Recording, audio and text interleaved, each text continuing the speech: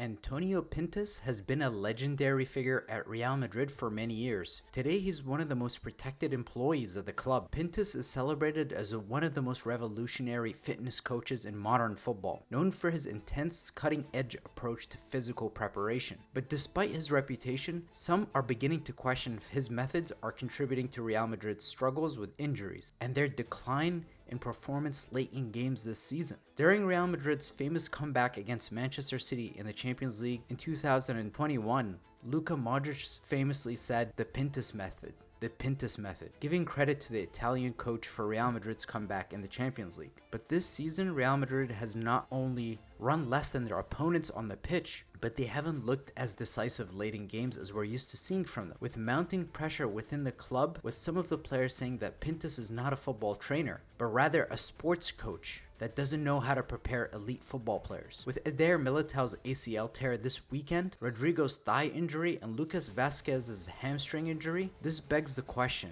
is Pintus the problem at Real Madrid? Over his career, he's worked with legendary figures like Zinedine Zidane, Deschamps, Carlo Ancelotti, who valued his relentless focus on data and science-driven approach. Pintus's work at Real Madrid is backed by data and technology, providing players with individualized training plans, especially during off-season, to keep them in peak physical condition. For instance, this past summer, he used special masks to monitor each player's oxygen and CO2 levels to customize their training. This level of personalization and real-time monitoring impressed experts at NASA, who were so intrigued by his methods that they were exploring ways to adapt his practices for astronauts. Pintus's methods have brought him immense respect, even the nickname the Surgeon, amongst players for his demanding standards. He's even been promoted to Real Madrid's performance director, emphasizing his high status at the club. This season, Real Madrid's squad is facing a crisis in the form of injuries, from ACL tears affecting Eder Militao and Dani Carvajal, with notable injuries to other key players like João Martinez, Brahim Diaz, Jude Bellingham. Reports suggest that players are becoming weary of Pintus's intense methods, with some even labeling him as an athlete's trainer than a fitness coach. Despite his personalized approach, there are doubts about whether his methods, although effective for endurance, are truly suitable for football. A recent report from Relovo claims that the players believe Pintus's high-intensity training loads may be doing more harm than good, especially as Real Madrid's injury count has reached a staggering 25 from the preseason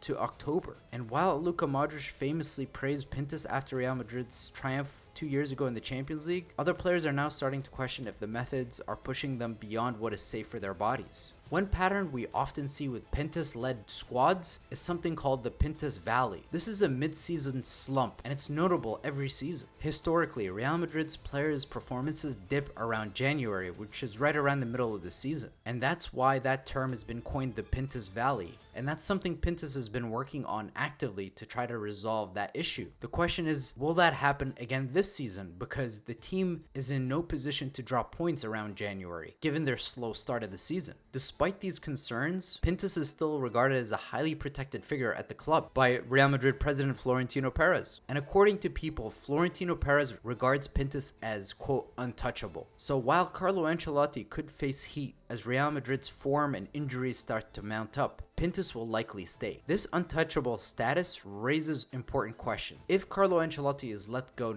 in the summer and these injuries continue, will Pintus be here next season despite all the issues that Real Madrid have been facing and the complaints within the locker room? Something seems off with the number of ACL tears, particularly to defenders, and because Pintus himself said that defenders have to undergo a different type of training, that they don't run as much, particularly center backs, and so they have to undergo a whole different type of training. And whatever type of training that they're undergoing, it seems it's not having a positive effect on the players. Although Pintus says he checks the players' health and recovery on his phone, and he's seen constantly checking his phone to see how the players are doing and performing in terms of their oxygen levels, their recovery, and how well they're doing. And he cites these ACL tears down to bad luck. But when you're having this many ACL tears and you're having a dip in the performance of the team later in the game, we're so used to Real Madrid having remontadas, but that doesn't seem to be happening this season, where we're down 2-0 against Barcelona at home at the Bernabeu. The team performance dips. Against Lille, we were down 1-0. We had the whole 45 minutes to come back in the game, but the team just didn't look like they could run.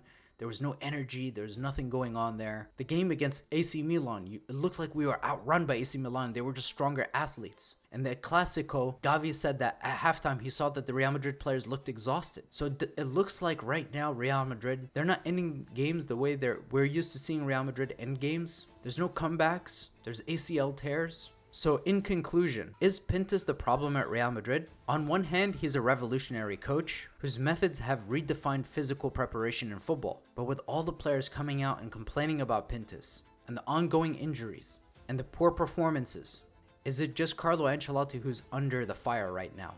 Because we also know that Carlo Ancelotti likes to take on all the responsibility and he never points the finger at anybody else. But it's time to reevaluate everything at the club. Not just Carlo Ancelotti, but the people who work within the club on the tactical side of things, on the fitness side of things, and everything else. Let me know if you guys agree with me. Thank you for watching.